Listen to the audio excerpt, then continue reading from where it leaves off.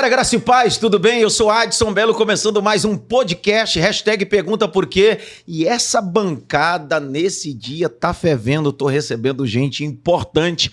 Prepare seu coração, porque hoje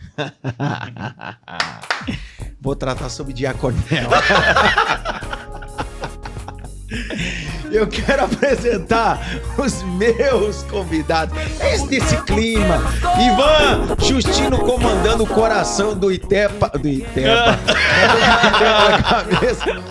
O podcast Pergunta Por Quê. Deixa eu apresentar o primeiro. Casado com Vanessa Batista, é da Paraíba. Aos 11 anos foi chamado por Deus para o ministério pastoral. É bispo sênior da Igreja Pura Fé em São Paulo, uma igreja relevante. Meu amigo, Bispo Bruno Brito! Salve de palmas! Meu amigo Graça e Paz, seja bem-vindo a essa bancada. Obrigado, Adson. É um prazer muito grande estar aqui com amigos, com gente que a gente ama, que a gente se inspira.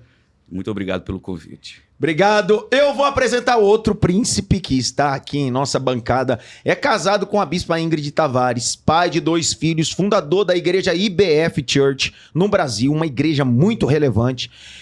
Palestrante, empresário, escritor e tem doado o seu coração e sua vida inspirando pessoas.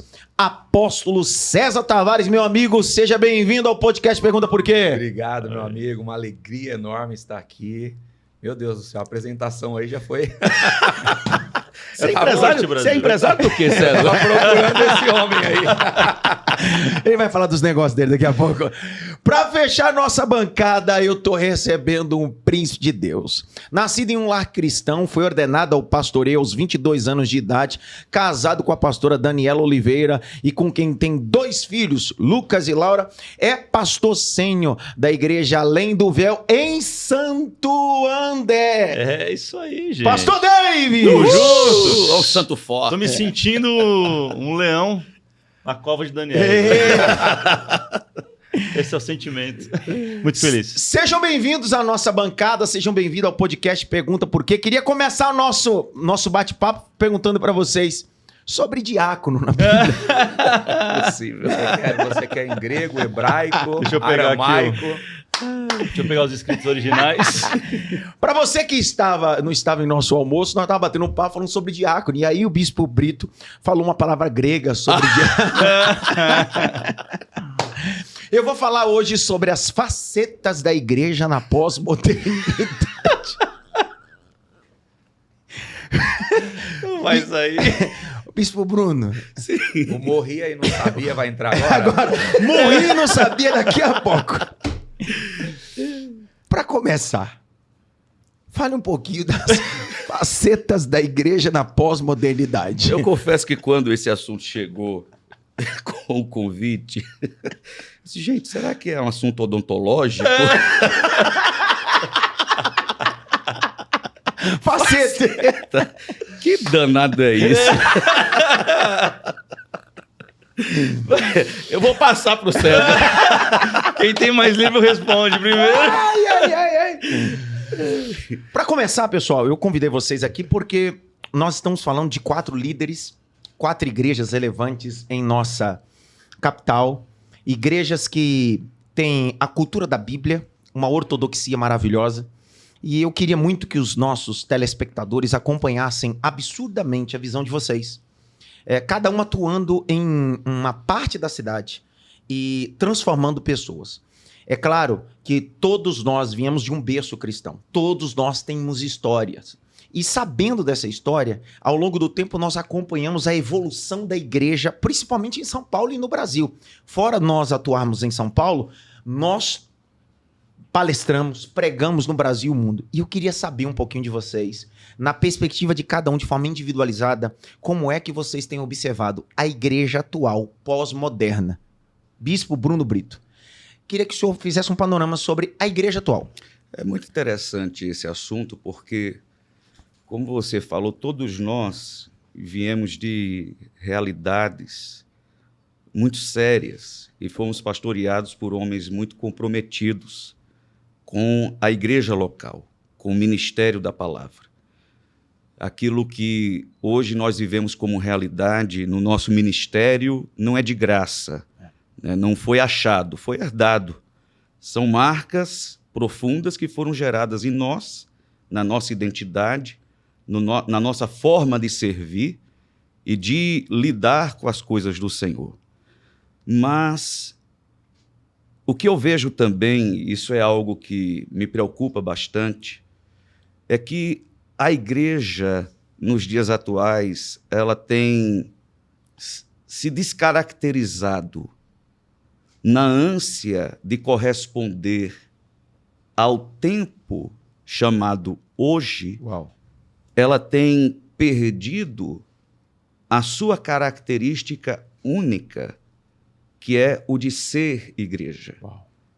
Nenhum outro lugar pode ser igreja a não ser a igreja. Uma igreja pode gerar uma escola, mas uma escola não pode gerar uma igreja. Uma igreja pode gerar um hospital, mas um hospital não pode gerar uma igreja. Uma igreja pode gerar qualquer outro ambiente. Uma escola de música, pode gerar Qualquer uma cidade, coisa. qualquer coisa. Mas nenhum outro lugar Consegue gerar uma igreja. consegue gerar essa realidade do ser igreja. E para se fazer a releitura da identidade da igreja para corresponder a esse tempo, tem coisas até fundamentais que têm sido comprometidas e que não pode. Exemplo. É por isso que hoje a gente tem muita gente decepcionada e ferida com Deus e não querendo saber de igreja, porque nessa ânsia, vamos falar, o Adson, vamos falar da cor de igreja. Uau. Igreja preta. Todo mundo falando de igreja preta, igreja preta. Não tem problema da igreja ser preta, da igreja ser vermelha, da igreja ser azul. O problema é quando a gente começa a tocar em coisas que vão nos distanciando do motivo de ser igreja. A gente faz igreja para ter um negócio. A gente faz igreja para ter um nome. A gente faz igreja para ter uma plataforma. Uau. Quando, na verdade, a razão de sermos igreja não é para nada disso. Bom. A gente deixa de fazer o que só a igreja pode fazer para fazer da igreja o que qualquer outra coisa poderia fazer para a gente, para corresponder ao nosso desejo, à nossa ambição egoísta. Eu vejo que muitos ministérios nos dias atuais têm correspondido ao que o Tiago fala. De onde será que vem as brigas, as contendas, as discussões? Será que não é da ambição egoísta de vocês? Uau. A grande questão é essa. Nessa ânsia de corresponder às questões desse tempo, a exigência de relevância, de visibilidade, de engajamento desse tempo, a gente faz qualquer negócio, a gente faz qualquer coisa e coloca na mesa coisas que não são negociáveis. E isso tem distanciado a gente do propósito pelo qual Cristo morreu. É isso. Pessoal, é só o início. Só isso. Eu? Não, eu não quero nem... Pera aí, Eu? deixa eu chamar... Isso aqui é só o início, a primeira fala já começou assim. Isso aqui é só preparando o seu coração sobre a guisa introdutória desse podcast. Eu estou recebendo homens, pastores, que estão carregando um legado e uma história. E nós precisamos discutir sobre o assunto. Igreja pós-moderna. Segundo o bispo Bruno Brito, nós estamos, ao invés de ser igreja, estamos construindo plataforma para promover homens. E esse é o grande problema. Pastor Davis, sua visão sobre a igreja pós-moderna. Eu concordo plenamente com o que o Bruno Brito falou. E eu queria partir daí para frente, Claro. da fala dele. Concordo em número, gênero e grau. Eu acho que a pós-modernidade ela mudou muito o jeito do ser humano se pensar. Está falando da Revolução Industrial, está falando de usar o cinema como algo para culturar as pessoas. Então, é um pouco do que você falou. Então, o mundo começa a invadir a igreja e como a igreja vai responder a isso. Eu acho que essa é a nossa dificuldade. Porém, como um pastor de 41 anos, sou novo, você é mais novo, né? 39. É o mais novo daqui, é o Cezinha. Você tá louco? Você acha que eu tenho quantos anos? 39,5. Tá louco? Tá quantos anos? 38. Mais novo! Um é novo. É porque na Paraíba a gente 10 anos depois. Não, na linguagem de música a gente fala que rodou sem case. Eu sou pernambucano, ele é paraibano. No nosso estado registra 10 anos depois. Como que é o nome da sua santa mãe? Não corta, deixa o elogio. Vai. Eu tava falando e esqueci. Mas vamos lá. Eu penso hoje no desafio de você trazer uma igreja mais prática, mais contextualizada. Eu vou usar a palavra atualizada.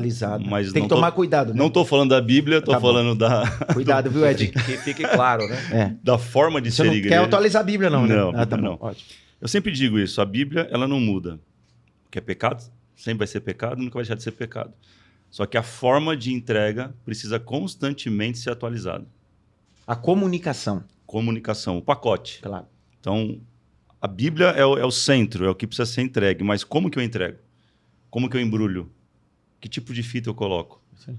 É como que chega nas pessoas. Eu acho que o maior desafio da nossa igreja hoje é comunicar o mesmo evangelho de forma que alcance as pessoas do jeito que elas estão vivendo hoje. O pacote é o mesmo, antigamente era um carteiro, agora é um Sedex em uma van, mas o produto continua sendo a mesma coisa. Então nós precisamos facilitar a entrega, mas o conteúdo não pode ser mexido, Exato. que é a palavra de Deus. Exato. Apóstolo César Tavares, o senhor tem um livro maravilhoso que trata sobre esse assunto também, sobre servir. E qual é, num panorama geral inicial nosso aqui nessa primeira pergunta, sobre a igreja pós-moderna? Que dentro desse bate-papo ainda eu vou falar sobre pastoreio pós-moderno, música pós-moderna dentro da igreja, vou tratar de vários assuntos. Igreja pós-moderna. Eu acho que a igreja pós-moderna precisa ter 3 elementos aqui importantes: identidade, essência e propósito bem definida. Identidade? Identidade, essência e propósito. Qual é o maior problema que nós temos hoje? Nós temos uma igreja moderna, mas que está se tornando mundana. Uau. E nós precisamos de uma igreja que seja moderna, mas não perca a essência. Uau. Né? E para que isso aconteça, o que nós precisamos? Entender o nosso propósito e entender a nossa identidade. Quando nós entendemos o nosso propósito e a nossa identidade, nós conseguimos fazer isso de forma atualizada, nós conseguimos modernizar muitas coisas, mas não corromper a nossa essência e a nossa identidade. E eu acredito que esse momento de igreja que nós vivemos hoje, nós precisamos focar nessas 3 coisas: essência, propósito e identidade. Para que a gente, daqui a alguns anos, não tenha que rever algumas coisas que nós estamos construindo agora. Então, nós herdamos uma igreja com muita coisa boa. E agora nós estamos tendo a oportunidade de também contribuir com aquilo que a igreja faz. Mas temos que nos preocupar com que tipo de contribuição nós estamos deixando agora para a próxima geração. Né?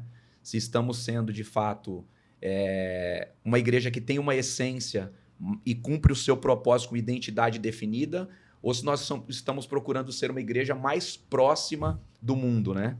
Uma igreja mundana que, para ser moderna, aceita qualquer coisa. Uma indústria da fé, uma indústria da religião. Essa é uma coisa muito interessante sobre identidade, porque nós fizemos parte de uma geração em que se investiu muito tempo e foi levado muito a sério a questão da identidade denominacional. A bandeira denominacional. Então, você sabia ser batista, você sabia ser presbiteriano, você sabia ser nazareno, no meu caso, assembleiano e etc. Mas você não sabia ser crente. Você sabia ser uma denominação. Uma espécie de conjunto de... Nós nos moldávamos regras e normas a identidade da denominação, né? A nossa instituição... Era mais importante do que... A organização era mais importante que o organismo. Exato. Uhum. E talvez essa complicação que se vive hoje, que a igreja deixa de ser uma resposta e passa a ser um ponto de questionamento, o que é isso agora? Bom. O que é? deixou de ser para se tornar, ficou no meio do caminho. Agora a gente precisa ensinar as pessoas, e eu acredito que esse é o chamado da igreja de hoje. Sempre, mas principalmente hoje, para que ela continue sendo a resposta. Ensinar o homem desse tempo a se parecer de fato com Jesus. E não com uma instituição. É isso. Não com um conjunto de regras que no estereótipo a gente vai saber a qual grupo ele pertence, mas não vai saber qual é a verdadeira identidade dele. Qual é o evangelho que ele vive? Se é o Exato. dele, se é o de Cristo. Exatamente. Porque as boas novas, ele pode estar vivendo o dele e o de Cristo. Quando eu peguei as duas falas, peguei a sua, que é possível, da igreja nasce um hospital, da igreja nasce uma universidade, da igreja nasce uma sociedade, uma cidade. Mas de uma hospital não nasce uma igreja, de um orfanato não nasce uma igreja. O papel contundente da igreja. Pastor David falou sobre a pós-modernidade, a época do cinema, a comunicação, que a igreja vai acessar essa plataforma pós-moderna. O apóstolo Tavares dizendo sobre a igreja e sua relevância, sabendo sua importância no cenário. Uma das coisas que, ouvindo vocês três, eu observo que a igreja se tornou literalmente uma indústria de fazer culto e perdeu sua missão. A igreja pós-moderna se tornou uma indústria de fazer culto. Então eu crio entretenimento. Por quê? Porque com a pós-modernidade você vem o cinema, você vem a culturação e a inculturação. E o papel da igreja era fazer inculturação, que era estabelecer a cultura no outro. Só que a pós-modernidade fez a igreja perder sua identidade. Eu vou fazer um adendo. O senhor tem programa na TV. E eu estava assistindo outro dia o senhor pregando na TV. Um culto transmitido direto. Primeiro que nós já temos um problema. Qual é o problema? Alguns líderes preferem entregar uma coisa mais gourmetizada do que entregar um culto.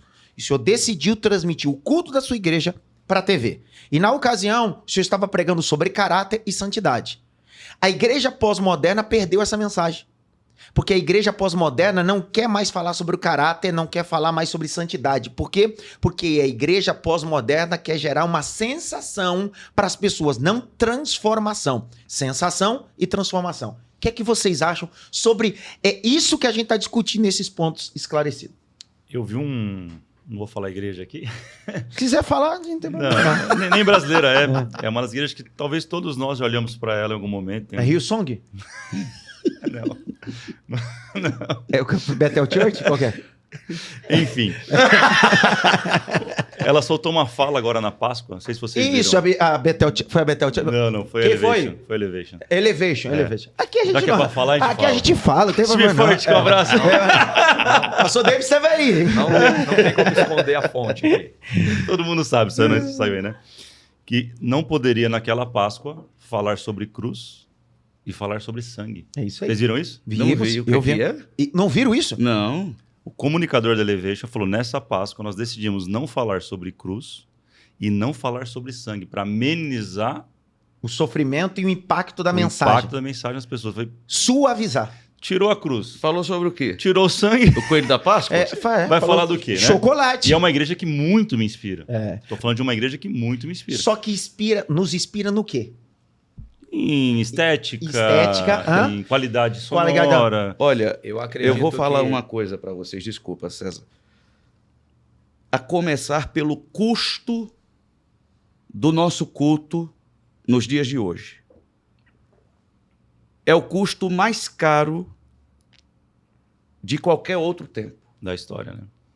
Calcula o custo de um culto na sua igreja. Tudo é pago. E tudo é caro. Muito. Isso, a partir daí, a gente já começa a perceber para onde as coisas estão indo. É uma indústria. E qual é a nossa prioridade enquanto, por exemplo, quando que na nossa igreja se fala sobre missões com a mesma ênfase que se falava antes, quando a gente estava sentado no banco da igreja. Tinha até culto de missões, tantos outros trabalhos. Que a gente falava do preço da Coca-Cola. Isso mesmo. Que o tanto de reais de uma Coca-Cola dava para sustentar. Tantos missionários no campo. A partir daí, a gente já começa a entender para onde a vaca está indo. Já passou do brejo, está indo, sei lá para onde, para o quinto dos infernos. Eu acredito que o grande desafio que Fala nós um pouquinho mais perto. o grande desafio que nós temos agora, nesse tempo que nós vivemos, nós vivemos numa era de muita tecnologia. E a tecnologia, você não consegue acompanhar ela. Todos os dias você tem equipamentos novos, todos os dias você tem uma nova tecnologia. E a igreja está vivendo nesse cenário e está sempre buscando também, de alguma forma, olha, isso aqui funcionou esse ano, o ano que vem a gente precisa atualizar, no outro ano a gente precisa atualizar, como se nós estivéssemos buscando um modelo que funcione melhor para trazer maiores resultados. E aí nós estamos perdendo justamente aquilo que eu citei no começo, a identidade, a essência e o propósito. Uau. A igreja, Bispo Bruno, que nós nos convertemos, ela tinha um propósito de missões, ela tinha um propósito de formar líderes, de formar pessoas de caráter. Nós nos preocupávamos mais com a essência do que com a estrutura. Hoje uma igreja nasce se preocupando mais com a estrutura do que com a essência. É estética versus essência. Hoje, se você perguntar a uma família que frequenta a igreja hoje, qual foi o motivo que fez você ficar na igreja? Ela vai te dizer, eu busquei uma igreja que tinha a melhor estrutura para minha família. É isso aí. Ela não buscou a igreja que estava mais próxima da Bíblia, ela não buscou a igreja onde ela respeita o caráter e a integridade do líder, do pastor que está ali. Ela buscou um lugar onde ela tivesse, agradável de alguma forma, toda a estrutura para os filhos. A pergunta é, nessa estrutura, o teu filho está sendo ensinado biblicamente? É. Eu falei lá na igreja, acho que há uns 2 domingos atrás, que as famílias que frequentam a nossa igreja jamais poderia até ser que elas se convertessem, entregassem a vida delas para Jesus na igreja onde a minha família e eu nos convertemos e onde eu fui criado. Mas jamais elas permaneceriam ali. Eu sou um sobrevivente da fé diante da estrutura que me foi oferecida durante a minha infância, durante a minha adolescência, lá em João Pessoa. Só que eu tinha pastores, um pastor e uma pastora, que era um homem e uma mulher de Deus, e que lançou fundamentos profundos a respeito da minha fé. Uau. Vamos para o que o Senhor Jesus escreve à igreja de Laodiceia. Quando ele diz, olha, eu conheço a tua aflição, sei que você é pobre, mas de fato você é rica. Hoje nós temos igrejas ricas, mas não dessa riqueza que Jesus está falando. Nós temos igrejas ricas de estrutura, mas pobres da verdadeira riqueza. Que é a mensagem. Pobres a respeito da palavra, da experiência com o Espírito Santo e de tudo aquilo que torna a fé uma realidade. A fé hoje é uma fantasia. Ela não é uma vestimenta que te protege do frio e do calor e que possibilita a tua caminhada. Ela é uma fantasia. E fantasia a gente só utiliza em ocasiões específicas. A gente não vive de fantasia em fantasia. A gente só recorre a uma fantasia quando o ambiente precisa, quando o ambiente requer que a gente esteja trajado com aquela fantasia. Então, a fé, a vida espiritual, tornou-se isso. Para ambientes específicos e para ocasiões específicas. Baseado nessa fala, a segunda pergunta tem todo o sentido quando está dentro da nossa pauta. A pós-modernidade gerou 2 tipos de pastores. O pastor e o gestor. A pós-modernidade gerou 2 tipos de pastor. O pastor e o gestor. Eu estou numa bancada e eu não tenho problema de falar, não. Vocês me conhecem, sabem que eu não tenho problema de falar. O pastor gestor é o pastor que administra, é o pastor que entende das coisas mas ele não é o homem do texto. Ao contrário nosso. Que quem prega no domingo, eu sou o pastor da igreja, quem prega no domingo é o senhor, quem prega no domingo é o senhor, quem prega no domingo é o senhor. Nós podemos ser administradores, mas somos pastores. Primeiro. Quem alimenta o rebanho é nós. Passamos a semana estudando, orando, e a mensagem para o rebanho está em nós. A pós-modernidade gerou pastores que só são gestores. Por isso que eu entrego uma boa estrutura. Quando o pastor David diz bem assim, por que tal igreja, tal movimento pós-moderno me chama a atenção? Porque ela tem uma boa maquiagem, ela tem um bom som, ela tem uma boa música. E tudo bem, a gente quer tudo isso. Só que são pastores que não pregam mais. E se pregam, falam 10, 15 minutos de qualquer outra coisa menos da Bíblia.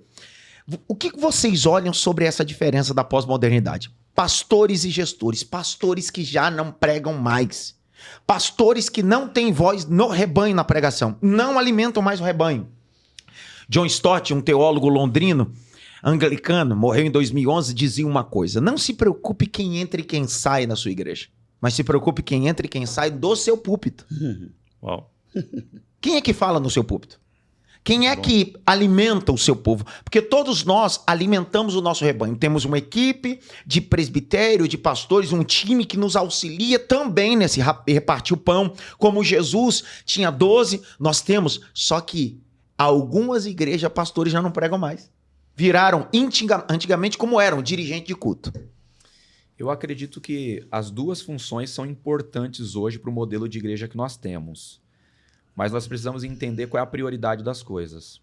O gestor, ele vai pensar na igreja no modelo de fazer as pessoas frequentarem. O pastor, ele vai pensar no modelo de igreja para as pessoas pertencerem. Yes. Repete as duas coisas que é importante. Então, o gestor, ele vai pensar na igreja no formato de frequentar.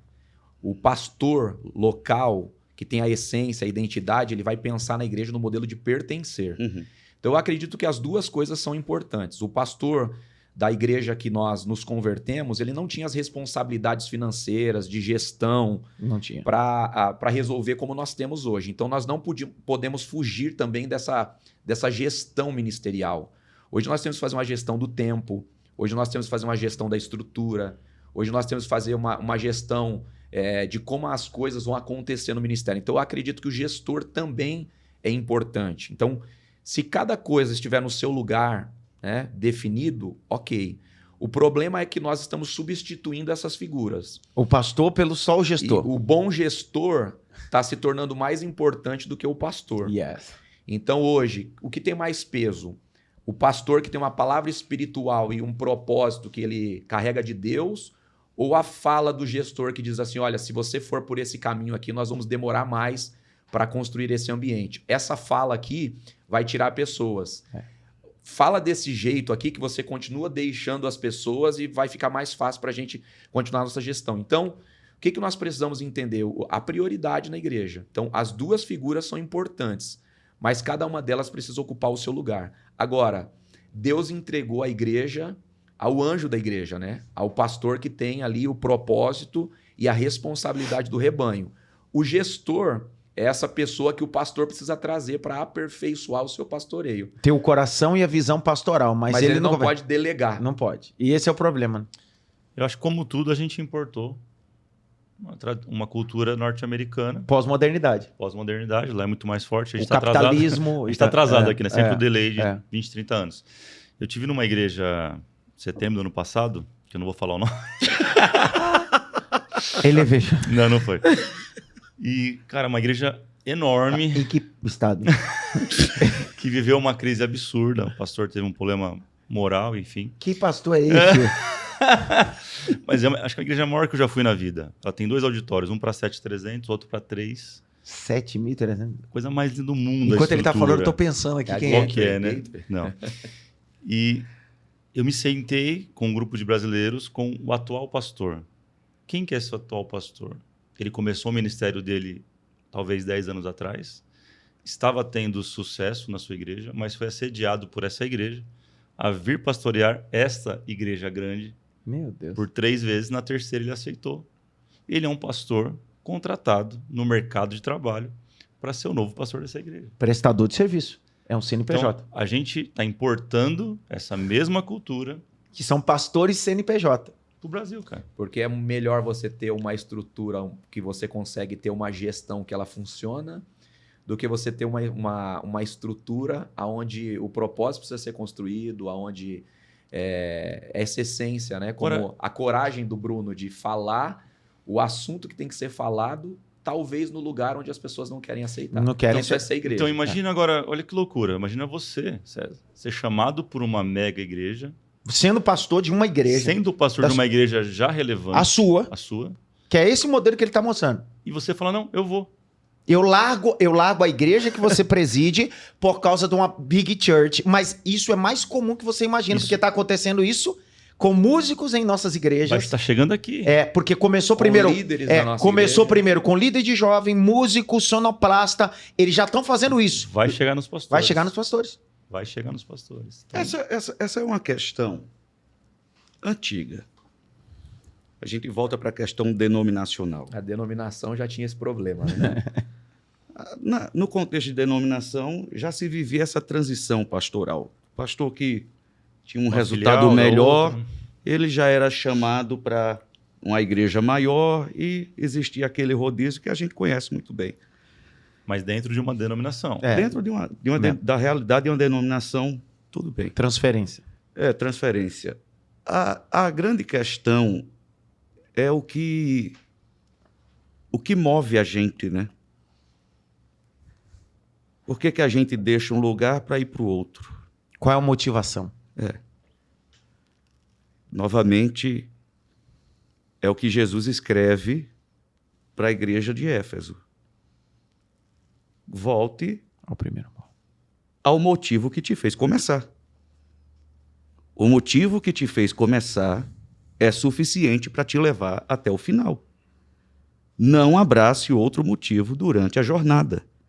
Vai te distanciar Do propósito. do né? propósito original daquilo que fez essa história acontecer. A igreja, ela tornou-se um ponto onde os itinerantes passam para angariar oferta e eles têm as preferidas. Aonde dá lucratividade, aonde tem a plataforma onde eles atendem. Exato, porque tem a questão do dinheiro, tem a questão da visibilidade, Status. porque tem a questão do valor agregado, né? Que vai da outra agenda. Para né? mim é importante estar associado à imagem do Davis, porque o Davis está Tá estourado. no hype, né? no hype. É o hype. Aí eu tenho o grupinho do hype, né? Agora é o grupinho do hype. E eu tô virando hippie. Eu também.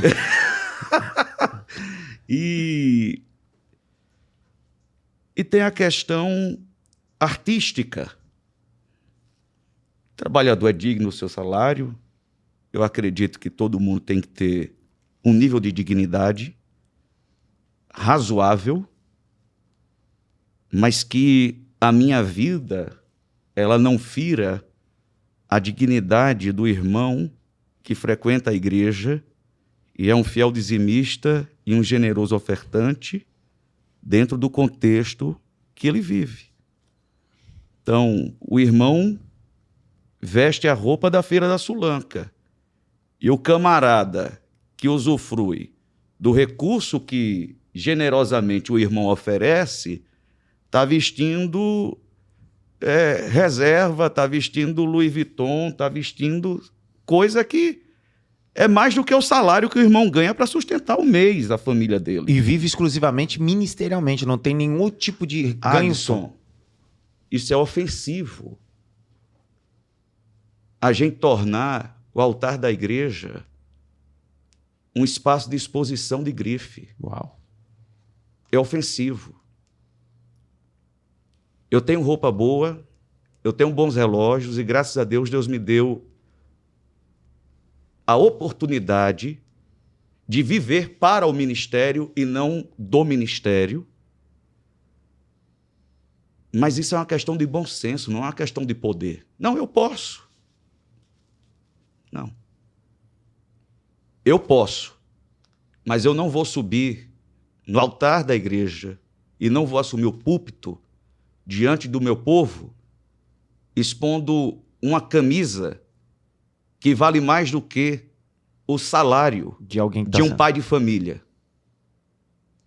O que vai ofender um irmão que está desempregado e que depende da igreja para pagar o aluguel, para pagar a conta de gás, a conta de luz e de uma cesta básica para poder comer. Isso faz parte da compaixão de um ministro de Jesus.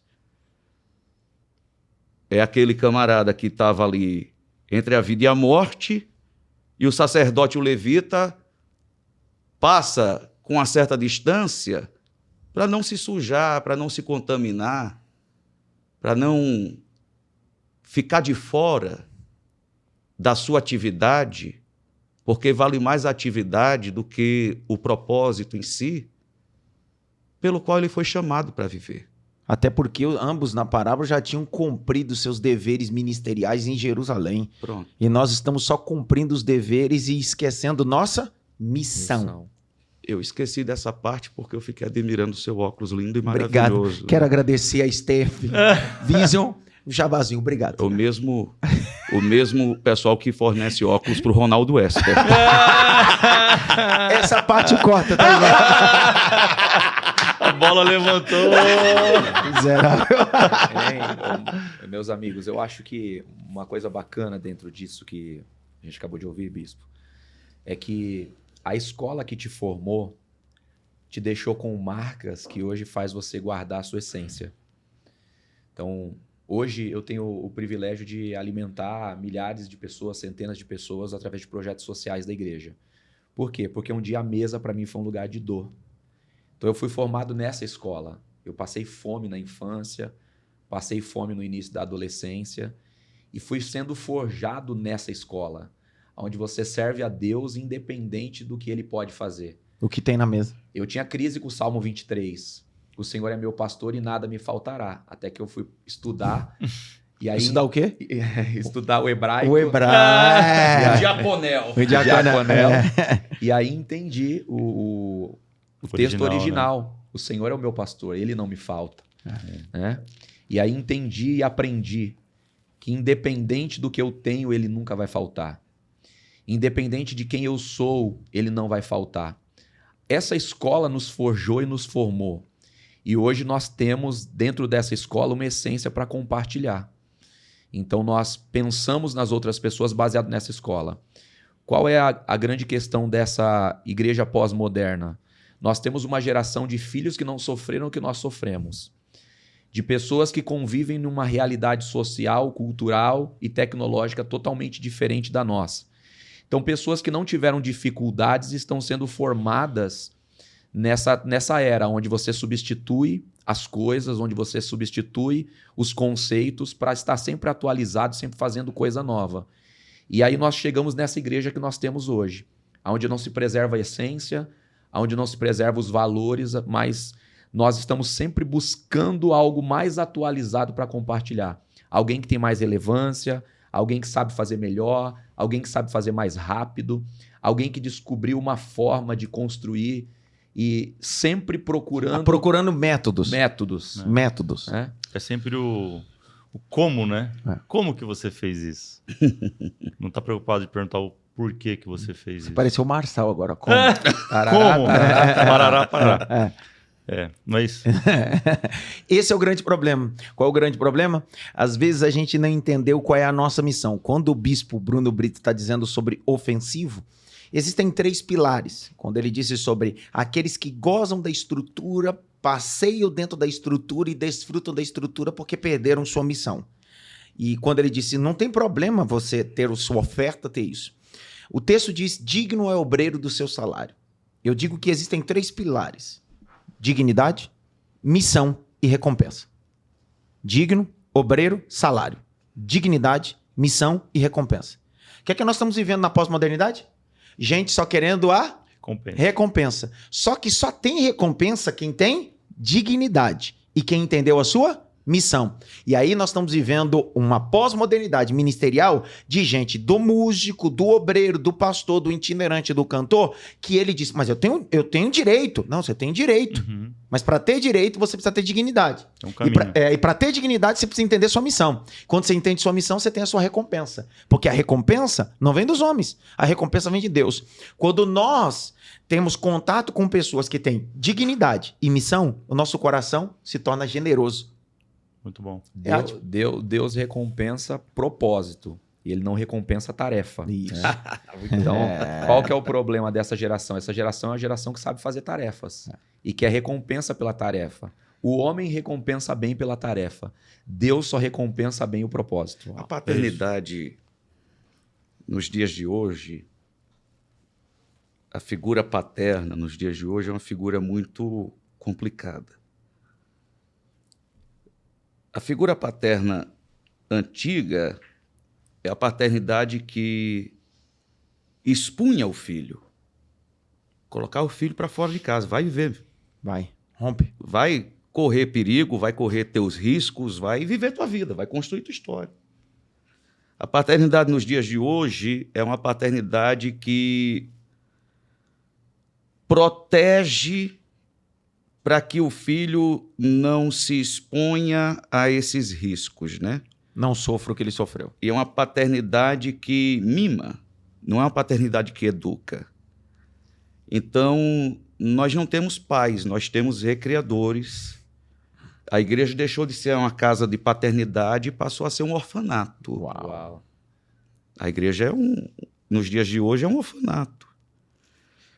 E nós temos esse pessoal que cresce dentro da igreja, é descoberto dentro da igreja, é exposto pela igreja, e o primeiro lugar que eles deixam é a igreja. Meu Deus. Que o formou. Exato. Fala um nome pra gente. Agora eu preciso. É tão engraçado isso não que foi bom em nada na vida. e nunca descobriu, foi né? bom em nada na vida, nunca investiram nele, mas a igreja deu profissão. Muitos deles nunca tiveram nem perspectiva profissional, não tiveram paternidade, que é essa paternidade de formação, porque a maioria dos pais e das mães, o nicho onde ele viveu, 14, 15, 16, 17 anos, continua caminhando de Uber, não pega nem ônibus, porque o pai e a família super protegeu, e na igreja, a igreja entendeu. Então, a igreja sadia não deixou de ser um orfanato, virou uma casa de pai. E eles alcançaram coisas, mas a primeira coisa que eles fazem é deixar a igreja. Eu tive um pastor, o pastor Aguiar, que ele era esse cara. Ele era pastor, profeta e administrador. Eu não sei como é que ele encontrava tempo para tudo isso. Cara, e que ele foi pai, no sentido de investir, no sentido de restaurar, no sentido de disciplinar. Um dia eu estava dirigindo para ele estava sentado aqui no banco do motorista, um carro entrou assim na frente do carro onde a gente estava, eu freiei bruscamente, obviamente para não bater, né? Ainda coloquei a mão aqui para proteger ele. Ele estava com dor nas costas, estava com o braço cruzado assim, foi para frente, mas eu estava segurando ele. Ele achou ruim que eu freiei para o carro não bater. Rapaz, ele me deu uma tapa na cabeça tão forte que a lágrima começou a escorrer do olho de ódio e de dor também. Devia ter deixado ele desgraçado desse carro bater. Um abraço, pastor Aguiar, de Nazareno. E você hoje está discipulando os Mas obreiros ele... assim? Está discipulando os obreiros assim? Obviamente que sim. Chegou a minha vez! É hora da vingança.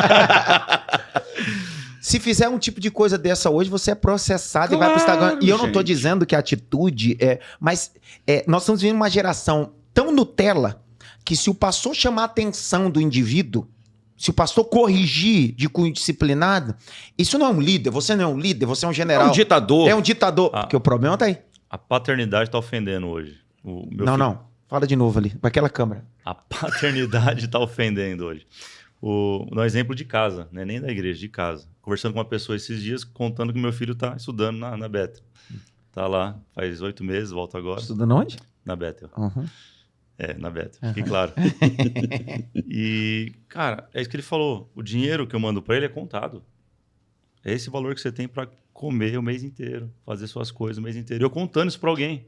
E aí? Olha, pessoal, mas como assim? Como é que você faz isso? Como que você manda o justo pro seu filho? Você não dá um a mais, tadinho. Coitado, eu falei, ele não foi para lá para passear. Ele tá indo lá para ser forjado um homem. Eu quero que ele volte daqui 9 meses, tá chegando agora, uma outra pessoa. E nós vamos ter problema de homens, de verdade. Porque a Bíblia diz que homem de Deus, nós teremos problema. Não haverá nem homens quanto menos de Deus. Tá ofendendo hoje. Hoje você fazer isso, criar teu filho para sair de casa, é uma ofensa para muitos lares. E a gente, nós que somos pastores de igreja, porque nós não entramos pela porta do fundo e saímos pela porta do fundo, estamos no meio do rebanho. Nós temos encontrado essa problemática de, literalmente, a pós-modernidade são pessoas que frequentam a igreja, que acessam a igreja, mas não se permitem ser formados pela igreja. É justamente essa questão de não ser mais corrigido, né? Então, a igreja que nós nascemos, ela tinha o famoso culto de doutrina. Doutrina. Né? Segunda-feira, O culto geralmente. da doutrina era o culto onde o caráter do obreiro era forjado. Ele ouvia o que ele não queria ouvir e precisava se adequar e se preparar dentro daquilo. Só que aquilo que muitas vezes nós não gostávamos de ouvir foi o que forjou o nosso caráter. A igreja de hoje não se fala o que as pessoas precisam ouvir com medo de perdê-las. E toda pessoa que você não pode tratar para perder é uma pessoa que você nunca deveria ter perto. Porque se nós não podemos tratar quem caminha conosco, nós vamos caminhar com pessoas que não são tratadas. E automaticamente lá na frente a gente vai ter um problema grave, um problema sério. Até o próprio mundo corporativo, pai, né? Até o próprio mundo corporativo diz: se você contrata alguém que você não pode mandar embora, então não contrate. Não contrate. Moço. Não contrate. A cada dia eu entendo mais aquela questão que Jesus fala, que os campos estão brancos e os trabalhadores são poucos. Porque hoje em dia é assim. Quais serão as minhas garantias? O que eu vou ter de vantagem? Antigamente, um chamado, ele deixava tudo. Ele passava necessidade, mas ele não deixava de corresponder ao chamado dele. Era um kamikaze. Não tinha nada melhor, maior, que brilhasse mais, que trouxesse mais prazer para a vida de um chamado do que responder à chamada. Hoje em dia, não, peraí. O que eu vou garantir? O que vai me dar? Não, mas não dá nem para pagar um aluguel. É a avaliação da proposta e não do propósito, Pô, né? É claro que a colheita vai tá madura e não vai ter trabalhador, pô. Porque o cara quer receber o salário antes de trabalhar. O cara não quer sacrificar nada. Não tem... os três, né? É a questão de conexão e aliança, né? A conexão é uma questão baseada em conveniência. Enquanto convém a mim, eu estou conectado ao apóstolo, estou conectado ao pastor Davis, ao pastor Adson. Quando não me convier mais... eu fecho a porta e vou para outras conexões. Exatamente. Porque... a aliança não. A aliança vai exigir de mim um sacrifício pelo Adson, pelo Davis, pelo César. E é tão verdade isso que no último podcast, nós estamos falando, eu recebi nessa bancada aqui Ed Oliver, recebi Paloma Posse e recebi Fábio Aposan, falando sobre audição. E aí, esse vídeo viralizou no Reels, já deu 700, 800, quase 1 milhão. 1 milhão quando eu falo sobre a nossa igreja local. Tem audição. Aí, alguns babacas. Não precisa cortar isso daí, não. The Voice? The Voice. E não sei o que lá. E aí, diante de tudo isso, alguns comentários foi o seguinte: tá, você tem que fazer audição, quanto é que paga? Porque para exigir tem que pagar. E aí eu fiz questão. Eu não pedi para minha equipe ninguém responder. Eu fiz questão de ir no Instagram e eu responder. Por quê? Se esse pastor tá exigindo isso, imagine o salário dele. Aí eu fiz tal adendo embaixo. Eu pastoreio essa igreja há 17 anos, fui enviado para essa igreja, tinha 22 anos de idade. Passei 15 anos dessa igreja abrindo mão do meu salário. Porque, como o senhor e alguns de nós, e não digo isso menosprezando quem vive do altar e para o altar. Não tem problema. Não tem problema. Tá tudo bem. Tá tudo bem. Só que eu passei 15 anos pastoreando essa igreja sem receber uma plebenda. Passei 15 anos pastoreando esse ministério, pegando dos meus negócios e ofertando, semeando. E sendo aperfeiçoado para fazer melhor. Total. Faz 2 anos que eu recebo plebenda. 2 anos que eu recebo plebenda. E a pergunta que não quer calar, eu disse pra ele bem assim, ele tem, aí eu coloquei embaixo assim, verdade, você tem todo direito. Se ele conseguir trabalhar 15 anos como eu trabalhei, sem receber nada, de repente no 16º ano ele pode ter uma plebenda honrada. É um ridículo, que na verdade quem quer ganhar dinheiro é ele. E isso é um idiota. Entendeu? Eu acredito que, até dentro dessa sua fala, né, no podcast, tem faltado muito hoje a capacitação, né, para quem tem chamado. O chamado, ele nasce a partir da missão que Deus te dá. Agora, a preparação do chamado depende do meu esforço. Então, nós aprendemos a falar no microfone e até hoje temos desafios, se aproxima, se posiciona corretamente, ou seja, nós temos um chamado e agora precisamos nos aperfeiçoar para esse chamado. Temos uma missão e agora precisamos nos aperfeiçoar para essa missão. Isso faz parte. É ser excelente, é fazer bem feito o que você faz. Agora, se a igreja fosse transformar nesse lugar onde todas as pessoas despreparadas têm uma oportunidade, que tipo de igreja nós estamos estabelecendo? Quem vai querer frequentar essa igreja, né? E quem vai falar? Porque a pergunta é a seguinte, se nessa plataforma é o pseudo dizendo que Deus fala através de, aí alguém vai dizer, mas Deus usou uma jumenta, mas peraí. Vamos botar a jumenta. Mas a pergunta que não quer calar, no meu tempo a jumenta não tem oportunidade, eu que vou falar. E essa missão que nós recebemos, né, é deixar na igreja. E essa geração é tirar da igreja. Eu me lembro da primeira vez que eu fui para missões, eu fui com uma mala e um valor e voltei sem a mala, sem o valor e devendo. Hoje as pessoas saem para missão, né? Eu vou fazer missão, Deus me chamou para o ministério e você quer voltar da missão, voltar do chamado tendo. Com os espólios da missão. Né? Na realidade, você vai para a missão para entregar. Essa questão é uma questão interessante, porque assim, o cara que não sabe fazer, quer fazer para ter senso de realização. Uau. Ele não quer fazer por paixão, é por senso de realização. Ou por vocação, é só para mostrar, eu também sei fazer. E quem sabe fazer, e é chamado para fazer, quer receber para fazer. Porque considera que faz bem feito. E o cara que sabe que faz bem feito, quer a recompensa. Quer a garantia da recompensa para fazer. Ele estabelece condição para fazer. Loucura. Onde é que a gente está? Estamos vivendo um caos. Para fechar nosso primeiro bloco, já foram 50 minutos de podcast. Isso já foi 50 minutos do podcast. Nós nem entramos no hebraico ainda. Não entramos nem no diaconel ainda. Esse é o podcast #Pergunta Por Quê. Tô recebendo o Bispo Bruno Brito. Tô recebendo o Apóstolo César Tavares. Tô recebendo o Pastor Davis. Nós, pensa numa bancada, tá fervendo. Eu queria concluir essa primeira aqui, antes do nosso intervalo, com um texto do escritor aos Hebreus, capítulo 10, verso 25. Não deixando a nossa congregação como é costume de alguns, antes admoestando-os uns aos outros, tanto mais quando vedes que se vai aproximando aquele dia. O que é admoestar? Nós estamos vivendo um tronco linguístico desse texto. Admoestar é muito mais do que incentivar. Tronco linguístico. Tô lascado, irmão. Admoestar é muito mais do que incentivar. Acolher, e tudo isso é missão da igreja. Mas admoestar também é redarguir, corrigir. A igreja precisa confortar, abraçar, mas corrigir. Sobre um papel importante, se me perguntarem é o seguinte, 1 Coríntios capítulo 9 diz, aquele que planta a vinha com esperança de comer da vinha. Tem gente querendo comer dos frutos, se nunca teve contato com a terra. Meu Deus. Vamos para o nosso intervalo e a gente já volta. Nunca haverá fruto se você não tiver contato com a terra. Já voltamos. Eu vou ser cancelado, mas eu vou ter que ensinar. Esses que viraram, esses que bagunçaram, esses que chutaram mesa. Você conhece alguém que fez isso?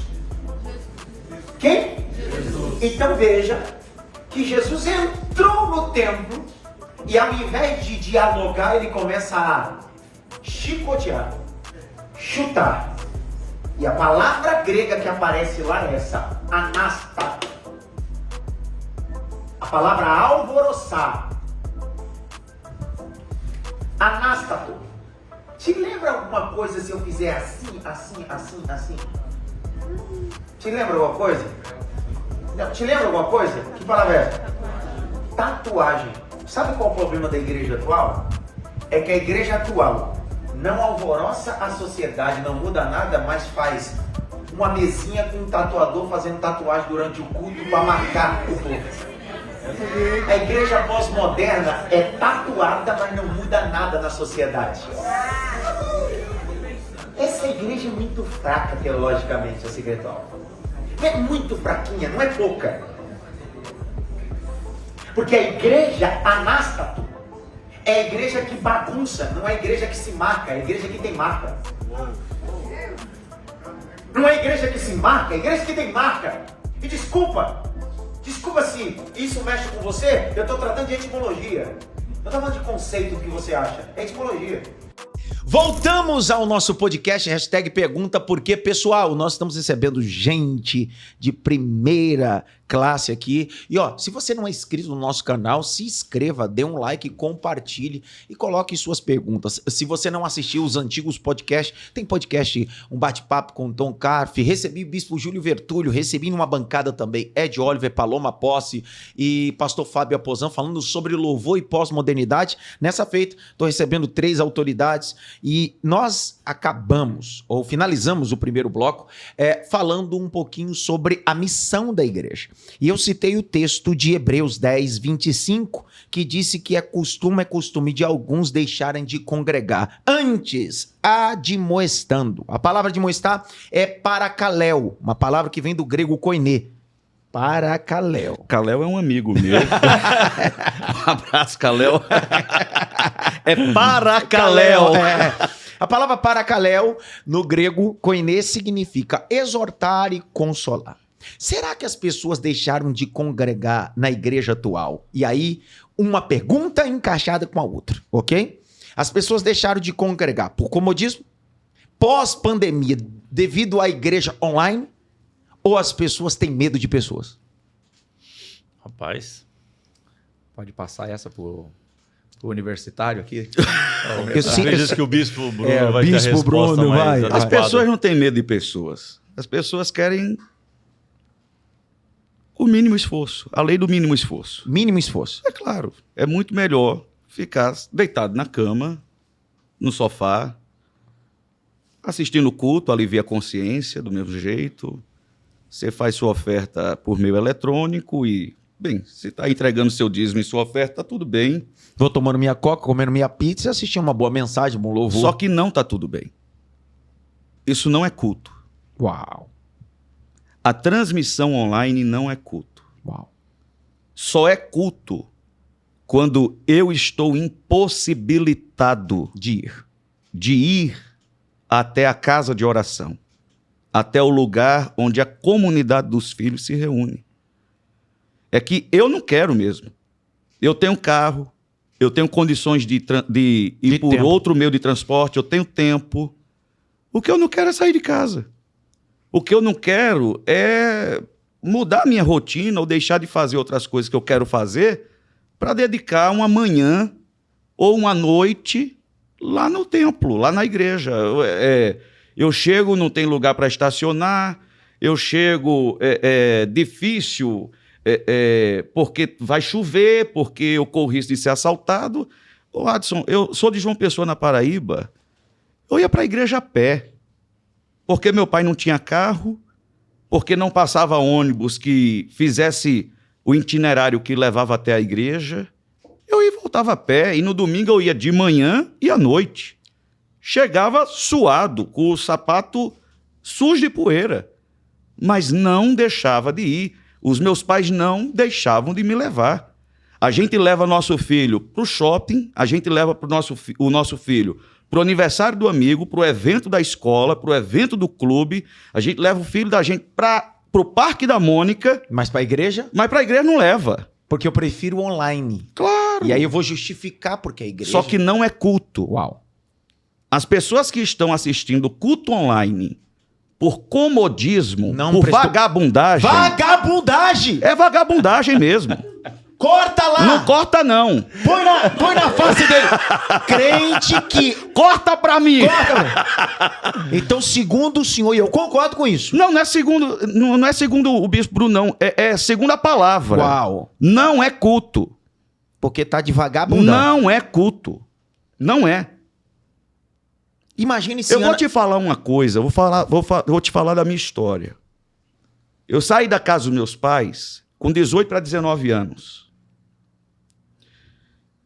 E eu vivi distante do meu contexto familiar muito tempo. Porque eu não tinha dinheiro para comprar passagem de avião para voltar em todas as minhas férias, ou quando fosse aniversário do meu pai, da minha mãe, da minha irmã, da minha avó. Minhas duas avós morreram e eu não fui para o sepultamento delas. Você estava no seminário. Exato. Quebra o vínculo. Hoje meus pais moram aqui em São Paulo.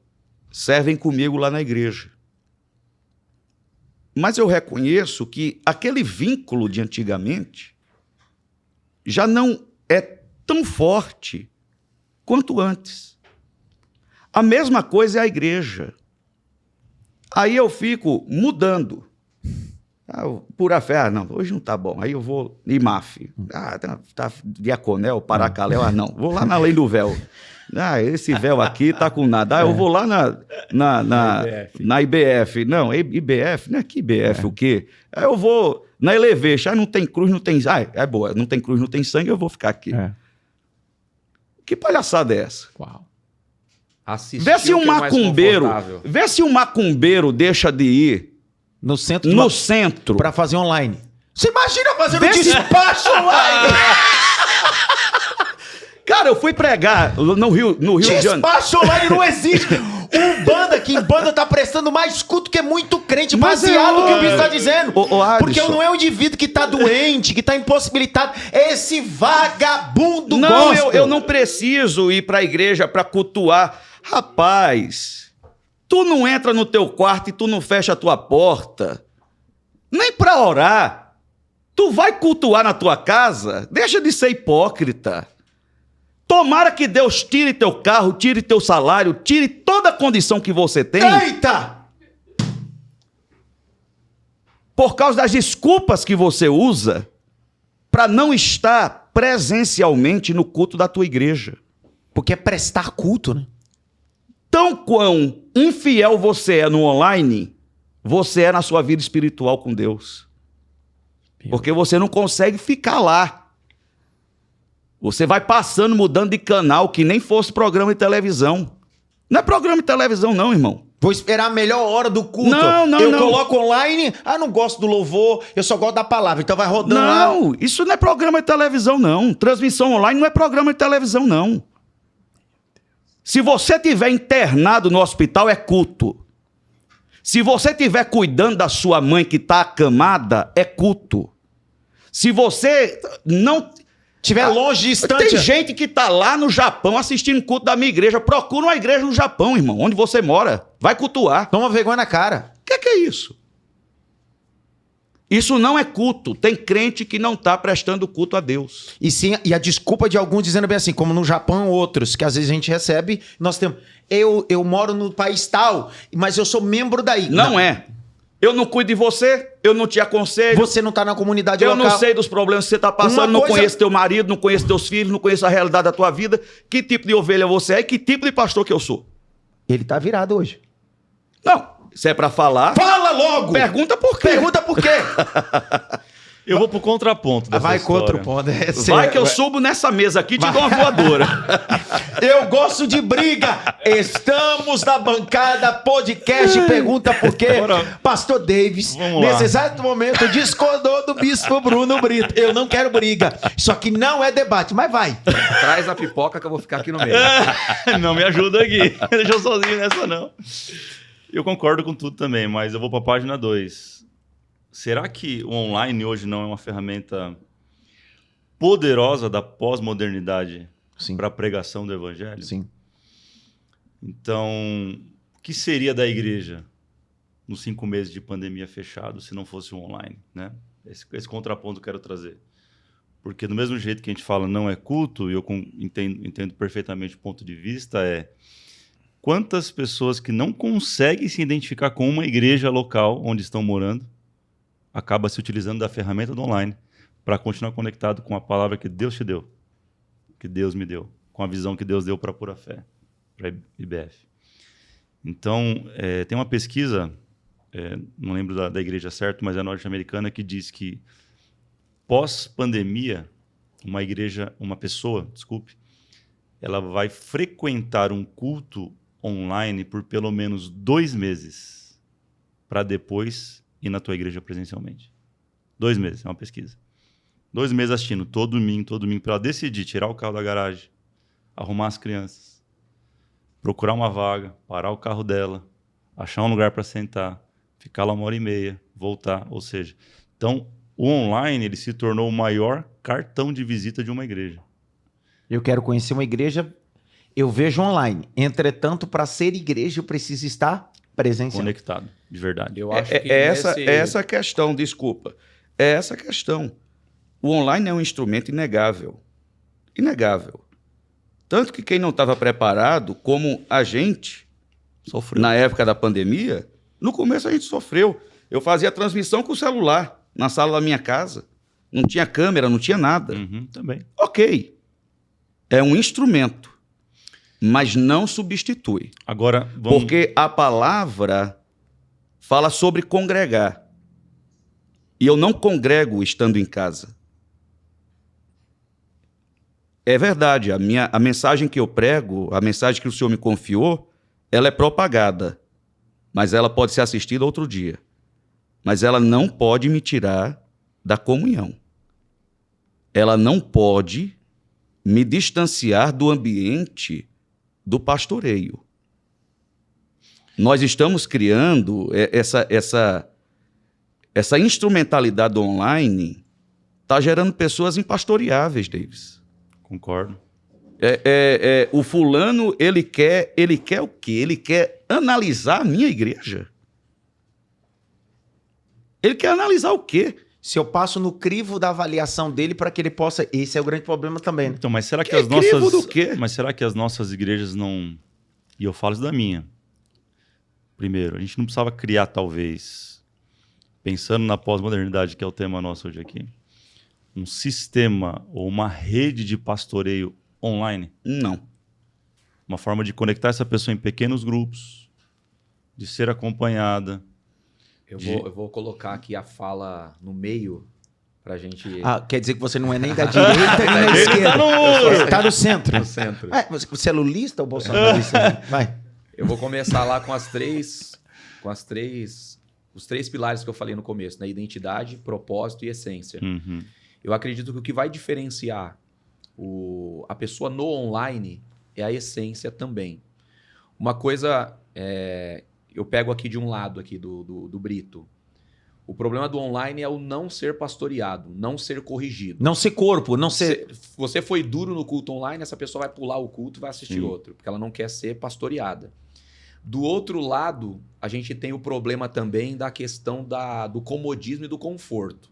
Então a pessoa não quer tirar o carro da garagem, ela não quer ir longe, ela não quer se sacrificar, porque a história de não ter uma igreja perto de casa também é a ideia de alguém que não quer se sacrificar para ir à igreja. Então, a gente tinha que sair de casa, de ônibus, ir longe. Se a gente pegar pessoas que vivem no Nordeste hoje, andam horas para ir a um culto. Existe a questão do sacrifício para prestar culto, né? Então, eu acredito que a essência é o que vai definir, né? Se a pessoa... Por que eu estou online? Eu estou online porque eu não tenho condições de ir ao culto, ou eu estou online porque eu decidi ficar de uma forma mais confortável, onde eu não tenho que prestar contas a ninguém, onde eu não tenho que ser pastoreado, então, ou eu estou ali só por um período até que eu encontre o lugar onde você é pastoreado, acompanhado, corrigido para viver a essência. Então, eu acredito que, só para finalizar, que o online, na minha humilde opinião, é um ponto de transição. Ele não é um... A isca. Ele é um ponto de transição. Não é o fim, é uma transição. Pode começar ali, mas não pode permanecer ali e nem deve se estabelecer ali. Não é não ter. É saudável, É ser é um uma ponto de bênção, conexão. é um instrumento. É uma isca. mas não é um ambiente. Isso aí. É. Eu não posso fazer do contexto online um ambiente, porque não existe esse ambiente. A pessoa do online é uma pessoa fictícia, não é uma pessoa real. Não é uma pessoa que eu pego. É uma pessoa que se torna disponível quando quer e não quando necessita. Então, Que nem coloca a identidade, né? Coloca um nome fake, exato. porque se um dia quiser comentar alguma coisa que ela não concorda, não tem nem a própria identidade. Eu tô pensando aqui, alguém, mundo secular, indo assistir o show da Beyoncé aqui no Brasil Online, Rebelde. Metaverso. Não, ele não faz online, ele vai lá e fica 4, 5 horas pra assistir Rebelde, Beyoncé, Não, entre não é que ele fica 4, 5 horas, não. Chega 2 dias antes e dorme na barraca, na Sim. entrada do estádio. Então, esses estão prestando um culto à personalidade mais importante do que o crente. Terça-feira, Adson, fui pregar no Rio de Janeiro, eu tava voltando pro aeroporto para vir para casa. O povo tava colocando despacho. Era online, não? Não, na praça lá, acendendo a vela lá, colocando a galinha lá. Prestando o culto dele. A gente que é cristão, que a gente diz que é o único caminho, a única verdade e a única vida, a gente quer arrumar meios mais fáceis, mais tranquilos e confortáveis para honrar o nosso Deus. Eu sabia que vocês iam entrar nesse ponto e eu queria passar um dado importante de cosmovisão para vocês. A pandemia maximizou as compras online. Vocês sabiam disso? Muito, sim ou não? Muito. Sim. Então, até eu não tinha hábito de comprar nada online. Primeiro que eu achava que era fraude, isso aí vai clonar meu cartão, aquela coisa e tal. Até os bancos começaram a modernizar, criar um cartão especial, digital, só para aquela compra, etc. Ok, tudo. Eu fiz uma pesquisa. Nós somos o país que mais consome iPhone. Apple, iPhone. E dentro dessa pandemia, o iPhone 14 e 15 foram lançados dentro dessa pandemia. 13, 14 e 15, ok? Nós já sabemos a plataforma. Quando isso é lançado, a gente já sabe. Você sabe que no Brasil existe a compra online menos de iPhone? Porque todo mundo faz questão de comprar onde? Presencialmente. Só para vocês terem noção. O mesmo valor que é um iPhone no presencial é online e entrega na sua casa. Só que o brasileiro, quando vai lançar, ele faz filas exorbitantes na Apple. Até em Miami e Orlando, quando eu já estive lá, filas absurdas. A pergunta que não quer calar é o seguinte. Por mais que a plataforma ofereça a compra online e o produto vai chegar na tua casa, o indivíduo faz questão de ir na Apple pegar o produto. Por quê? Porque a divulgação que a Apple faz de publicidade e marketing não é falar sobre o produto, é dizer, vai lançar. Então, ao invés de nós criarmos uma igreja online, como fala do Cash Luna em 2018, 19, que eu critiquei, vou publicamente. 17. Eu critiquei quando ele falou bem assim, a igreja, haverá uma igreja online, etc. Eu critiquei. Estoura a pandemia e é o que vivemos isso. Juntando com a fala do pastor Davis, é verdade, a gente precisa cuidar de pessoas e tal, mas nunca vai tirar o mérito da igreja local. Isso pode ser a porta de entrada, mas não é o fim. Entendo. Para fechar nosso podcast. Que é, Ivan? Tô apaziguando aqui. A igreja pós-moderna.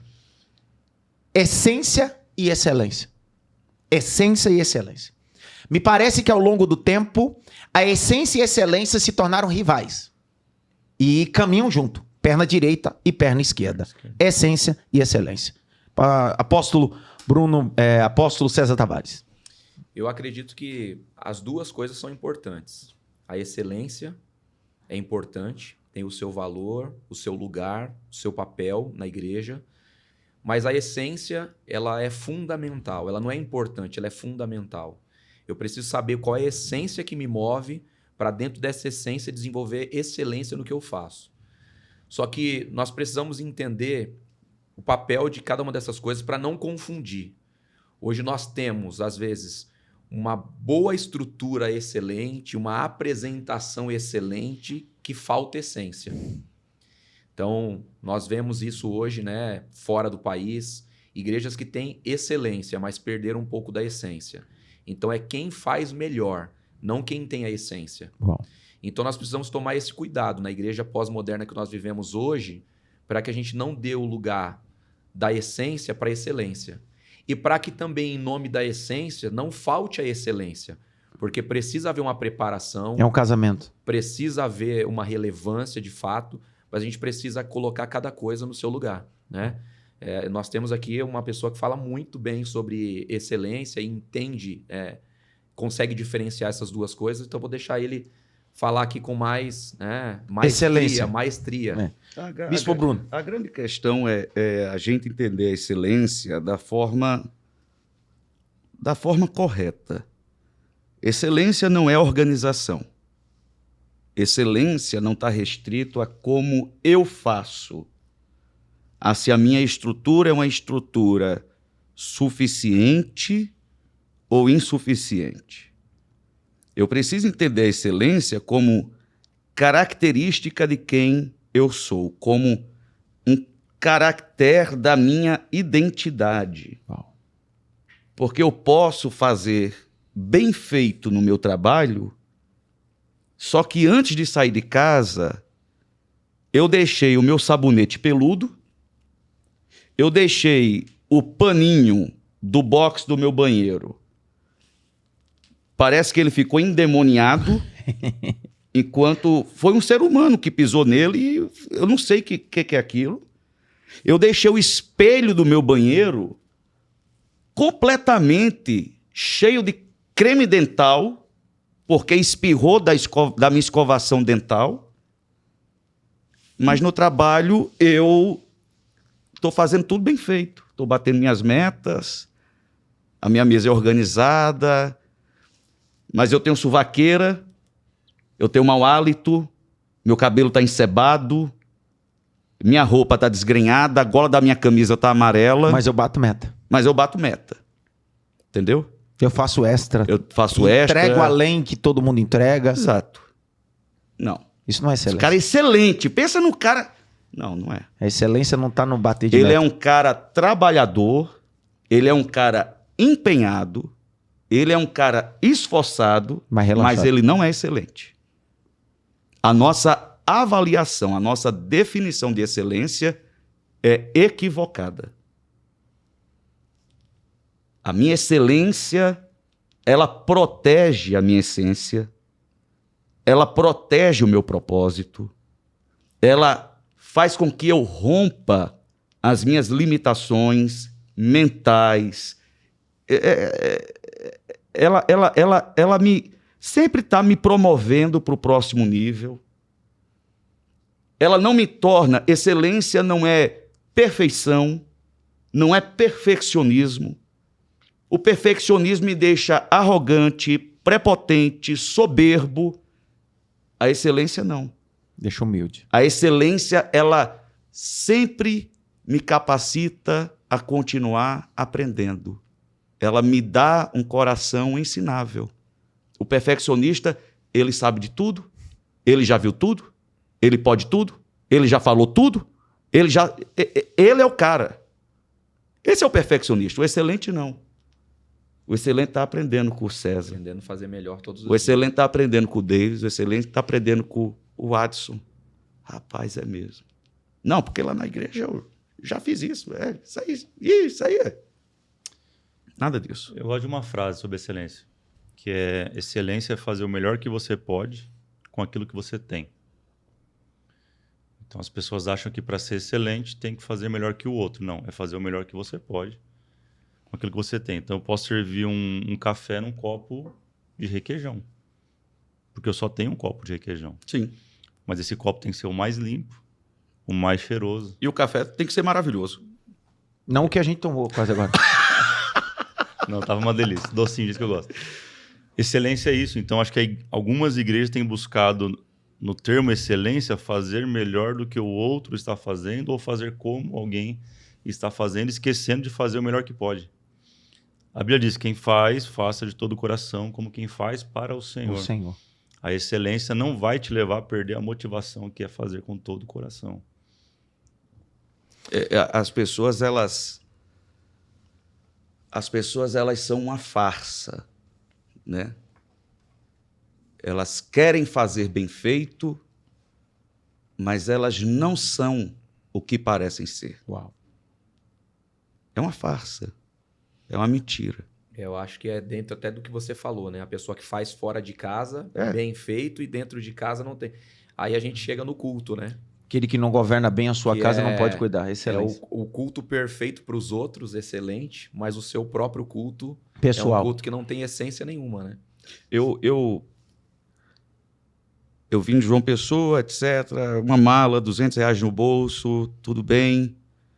Eu tinha um único terno, 2 camisas brancas, uma gravata vermelha, uma gravata verde e um sapato. Quando eu chegava na igreja central, o campineiro ele valoriza muito sobrenome, né? Família Belo, a família Tavares, Oliveira. a família Oliveira. E eu chego sozinho. Você sabe que eu gosto do Adson Belo porque meu pai é José Belo, né? Tá É. vendo? Somos família. E eu sempre tive uma preocupação com o meu cabelo. Cabelo. Na época eu já usava o gel Bonzano, Bonzano. aquele azul. Azulzinho. Exato. Rapaz, mas quando eu descia pelo corredor da igreja central, meu terno da CIA, minha camisa branca, impecável, gola branquinha, Limpinha. nó de gravata bem feito, cabelo arrumado, o povo dizia, esse menino não tem sobrenome, mas, no mínimo, o pai dele deve ser um grande fazendeiro de bode lá na Paraíba. Excelência não tem a ver com quanto eu tenho na minha conta bancária. Tem a ver com a realidade de vida do que eu vivo no meu dia a dia e da identidade que eu deixo imprimida na consciência das pessoas. Uau. Não, o Bruno sempre foi assim. O Bruno não é assim agora por causa da condição que ele tem. Desde que eu conheço o Bruno, ele sempre teve esse jeito. Ele sempre agiu dessa forma. Ele sempre falou assim. A excelência tem a ver com coerência. Muito bom. Tem a ver com constância. Uau. Eu me lembro de Jó, desculpa te cortar, né? Porque a gente acha que condição define posição, mas é posição que define condição. Jó não tinha nenhuma condição. E Deus fala, ora pelos seus amigos, vai lá. E ele na posição É isso. Não tem influencia. condição. Para fechar nosso podcast, primeiro eu me sinto lisonjeado de ter a amizade de vocês terem atendido nosso convite, o meu convite, diante da demanda que vocês têm, pessoal, ministerial. E eu sei muito bem o que vocês deixaram de atender, de assistir, para estar comigo nessa bancada, repartindo todo, nem tudo, mas 10% do conhecimento, do legado, da historicidade, da relevância que vocês têm hoje em São Paulo e no Brasil, e queria deixar claro que vocês são muito relevantes. Definir essa última pauta nossa sobre essência e excelência com uma frase do mais brilhante filósofo, na minha opinião, chamado Aristóteles. Aristóteles dizia que excelência não é um ato, é um hábito. Segunda condição de Aristóteles, quem procura excelência não pode fazer uma única vez, porque não é um ato, é um hábito. E já que é um hábito, todo dia você aprende a ser mais excelente. O que eu sou amanhã é melhor do que eu fui ontem. Isso se chama excelência. O convite de Jesus foi que a fé não fosse um ato, fosse um hábito. Que o amor não fosse um ato, fosse um hábito. Que a oração não fosse um ato, fosse um hábito. Orai todo momento. Buscai, perdoai. Então, o perdão é a excelência de um aprimoramento do que eu faço amanhã, depois de amanhã e sempre. Quero fazer as considerações, queria que vocês deixassem as considerações, deixando o endereço da igreja, redes sociais de vocês.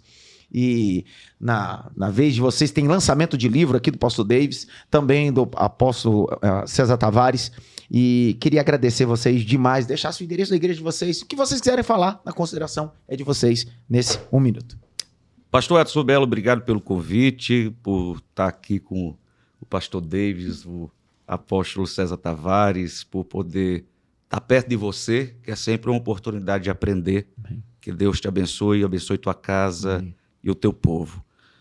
Nós estamos ali na Pura Fé, na Rua Traipu, número 50, no Pacaembu, para poder servir a você e a todos. Que Deus te abençoe. Obrigado, amigo. Meu Após Deus César. do céu. Já que ele falou sobre servir, eu vou deixar você apresentar meu livro. Aí, Esse livro do César Tavares, Servir Sem Ser Visto, é um manual Uau. para quem quer aprender a verdadeira essência de ser servo. Isso aqui não pode deixar de ser adquirido e consumido pelos líderes dos dias de hoje. Tem muita gente que ainda não entendeu o propósito de ser servo, o propósito de servir. Então, que Deus te abençoe pela autoridade que você é e pela palavra que Ele tem te confiado. Foi prefaciado pelo bispo Bruno Brito. Você sabe que o conteúdo não é tão relevante assim, mas o prefácio... O prefácio é outro nível. Porcaria! Gente, eu queria agradecer vocês, né? Eu trouxe aqui meus livros, depois, rapidinho aqui, Silêncio, Deus Quer Falar, Uau. que eu conto um pouquinho sobre o meu testemunho, né? Porque minha fé não cresce, eu acho que todo cristão Esse livro é maravilhoso. é maravilhoso. Eu O prefácio desse livro aqui, O prefácio eu fiz um dos prefácios. eu acho que essa é a pergunta que todo cristão deveria se fazer, né? Por que a minha fé não cresce? O meio pelo qual Deus fala é a fé. E se nós não crescermos na fé, não vamos conhecer a Deus, né? Levante-se o chão no seu lugar. Aqui eu falo sobre propósito, identidade. Eu acredito que quando nós falamos sobre a nossa identidade, entendemos quem é o pai que nós temos, Uau. né? Isso é importante. E aproveitando esse momento, o da minha esposa também trouxe aqui, Chega de Máscaras. Aqui ela fala sobre identidade. Muito legal ouvi-la falando sobre isso. E eu quero receber a bispa aqui para falar um pouquinho desse livro aqui no bate-papo. Marcar. E eu queria agradecer vocês, poder aproveitar esse tempo aqui, aprender com vocês. Eu acho que a resenha aqui, né, a conversa, a comunhão, acho que é de extrema importância pra gente. Eu fico grato pelo convite, admiro o ministério aqui de todos e me sinto muito honrado de poder participar dessa mesa com A vocês. IBF, a sede dela está localizada na Zona Leste. Isso, nós estamos hoje na rua... fugiu até o nome agora. São duas, Tá porque mudou agora. Acabou por de isso, mudar. acabou de mudar. Praça José Cardoso de Moura, número 39, né? Vila Jacuí, que é Em a nossa frente, nova sede, próximo da Faculdade Cruzeiro do Sul. É. Nós estamos na Vila Sílvia também, Rua Jaicós, número 340. Abacatuajá também, Rapaz. Vila Itaim. Itaim. E Peruíbe. Peruíbe, E na Rua Curitiba, Traipu, nós estamos- número 50. É isso aí, muito bom estar aqui, que Pastor alegria. Comida boa, Comida boa. muita risada, deu quase digestão depois, né? Gente, é demais, né? Poder compartilhar o reino. Visões diferentes nós temos, né? Isso é fato, mas a gente ama o mesmo Senhor e trabalha para o mesmo Senhor. Isso que é importante. Enfim, quiser conhecer mais a gente, é só ir lá. Instagram, @AVSantoAndré. A gente está bem no centro da cidade, no Calçadão Oliveira Lima, número 64. E esse livro maravilhoso aí, mostra pra gente. Ah, Fala isso um aqui pouquinho. é- Isso aí é o lançamento, né? Isso aqui lancei sexta-feira, nossa conferência de 5 anos. Jonas, Que livraço. vivendo um novo começo. Quer ver Jonas de uma maneira diferente, como você nunca viu? Adquira esse livro, tá bem bacana. E há um detalhe. Morria e não sabia. Morria e não sabia, sou.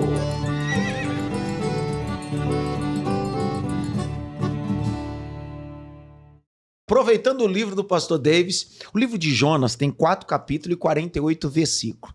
Existem 3 livros no texto, no canon veterotestamentário, que terminam com interrogação. Esse é o livro de Jonas. A palavra Jonas significa Ionã em hebraico, pomba. E por que esse livro termina com interrogação? Diante da pós-modernidade, o que Deus está definindo nesse livro é: quem sabe você pode ser esse próximo Jonas, que corre do propósito e corre da missão. Deus abençoe. Se você não é inscrito no nosso canal, se inscreva. Esse é o podcast, #pergunta porque tem mais novidades chegando. Deus abençoe. Um beijo, um cheiro!